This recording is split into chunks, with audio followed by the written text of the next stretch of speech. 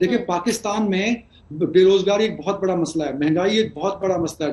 Dollar 185 रुपए में पहुंच गया है। आज जिसकी मजदूरी 1,000 रुपए है वो अफ्तारी नहीं घर की ले सकता। महंगाई बहुत बड़ा मसला था और महंगाई अब सब पीछे रह गई, बेरोजगारी पीछे रह गई, इकोनॉमी का बेड़ा गर्क है, कोई उस पर बात नहीं कर रहा। ये सारा कुछ इमरान खान के हक में बेहतर चला हो गया।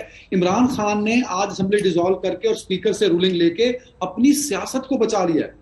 मैं आपको बताऊं, जो शहबाज शरीफ साहब से भी मुनीब ने सवाल पूछा आर्टिकल 69 का, ये बड़ा वैलिड है। उनके पास भी लीगली खेलने को बहुत कुछ है। जब मामला कोर्ट में चला जाता है ना, तब वो अपने आर्टिकल्स लेके आते हैं, ये अपने आर्टिकल्स लेके आते हैं।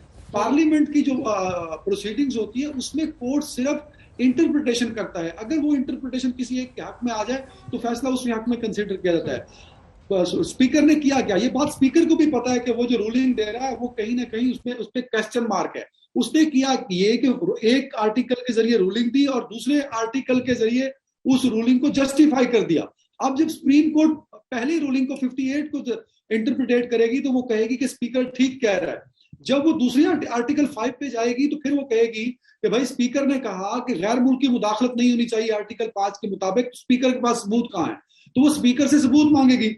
तो फिर क्या स्पीकर सबूत देगा? क्या सुप्रीम कोर्ट वो जो डिप्लोमेटिक केबल जो इमरान खान साहब ने एक लेटर उठाया हुआ, क्या सुप्रीम कोर्ट उसको एक एविडेंस मानेगी? क्योंकि अभी तक कोई एग्जांपल ऐसी नहीं मिलती। जो इमरान खान साहब कह रहे हैं कि मेरे खिलाफ साजिश हो गई, ये एक खत है। दुनिया भर में कहीं भी डिप्लोमेटिक केबल की कोई लीगल स्टैंडिंग्स को नहीं माना जाता, ना उसको इंटरनेशनल कोर्ट मानता है, ना दुनिया भर के कोर्ट्स में उसको कंसीडर किया जाता है। वो एक परसेप्शन होती है क्योंकि वो पाकिस्तान के एम्बेसडर वो कोई मनी ट्रेल नहीं साबित कर पाएंगे अदनान, जब तक वो कोई मनी ट्रेल साबित नहीं कर पाएंगे। क्योंकि आज उन्होंने अपने संबोधन में कहा कि बोरियों में पैसे आ रहे थे और वो पैसा अब जाया हो जाएगा इनका, क्योंकि जो ये सूट बूट और अचकन सिलाने वाले लोग थे वो उनके मंसूबे यहां पर ढह जाएंगे। लेकिन एक ये तय है कि जो कुछ वहां की संसद में हुआ है उस पर क्या कहने को तैयार है सुप्रीम कोर्ट, इस पर नजर रहेगी। लेकिन गांधी की तारीफ किया करते थे, वो 1 साल बाद चले गए, तो उसके बाद मुझे नहीं याद पड़ता कि किसी ने हिंदुस्तान की तारीफ की हो।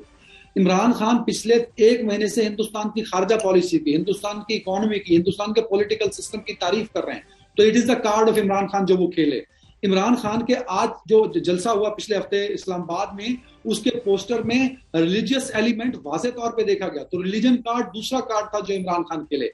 तीसरा बड़ा कार्ड था नेशनल सिक्योरिटी, नेशनल इंटरेस्ट, और उसमें फॉरेन इन्वॉल्वमेंट। ये तीनों स्ट्रोक खेले हैं। इसमें हिंदुस्तान वाला और फॉरेन इन्वॉल्वमेंट वाला, ये 2 कार्ड ऐसे हैं जो पाकिस्तान की पॉलिटिक्स में कभी नहीं खेले गए और उन्होंने इमरान खान को फायदा दिया है। वो लोग जो इमरान खान से मुनहरिफ हो गए थे, वो सपोर्टर जो इमरान खान की सपोर्ट छोड़ गए थे, आज वो सोचने में मजबूर हो गए कि हमें खान के साथ खड़ा होना है।